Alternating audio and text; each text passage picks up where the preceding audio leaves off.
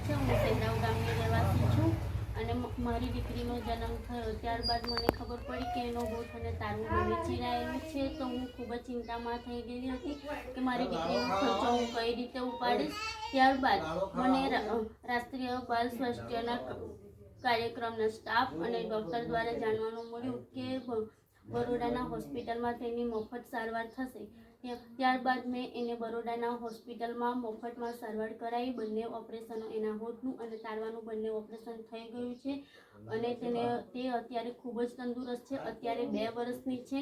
એને કોઈ પણ જાતની તકલીફ નથી। તેના માટે હું રાષ્ટ્રીય બાલ સ્વાસ્થ્ય કાર્યકર્તાના સ્ટાફ અને આરોગ્ય કેન્દ્રના સ્ટાફ અને ગુજરાત સરકારની ખૂબ જ આભારી છું।